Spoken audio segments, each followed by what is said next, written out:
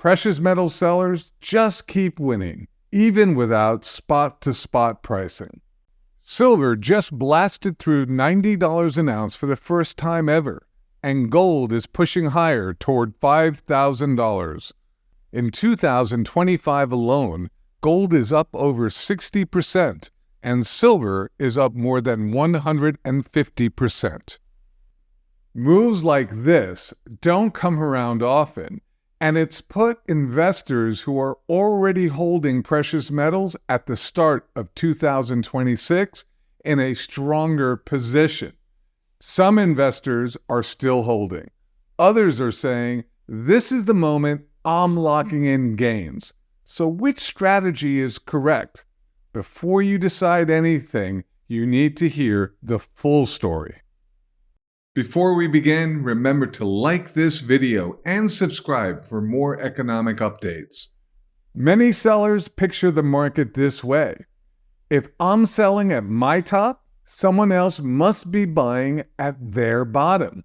They think this way because that's exactly how paper markets work.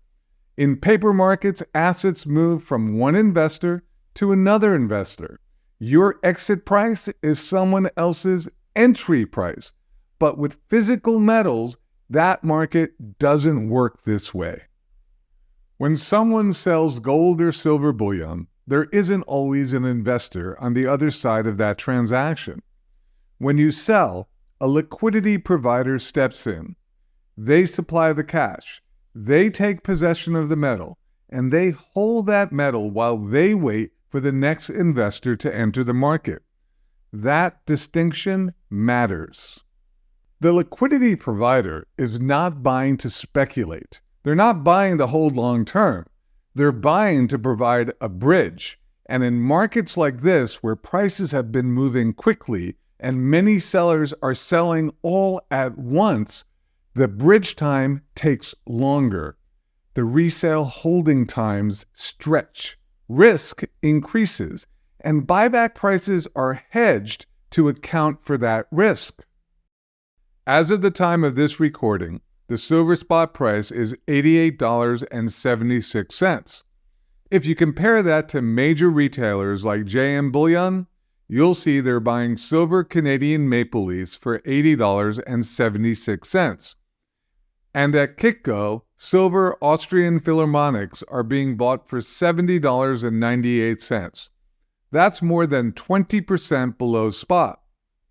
That's not an error. That's how liquidity is being priced in a fast, volatile market. Many sellers accidentally judge success the wrong way. They look at spot price and then they look at their buyback quote, and if the two numbers don't match up, they think, I must be losing something. That's not how this works. The mistake many sellers make is measuring success spot to spot. That's the wrong reference point. The right question is simple. Did you meaningfully increase your purchasing power compared to what you originally paid? That's it. It's not about matching spot price dollar for dollar. It's about increasing your purchasing power compared to what you originally paid.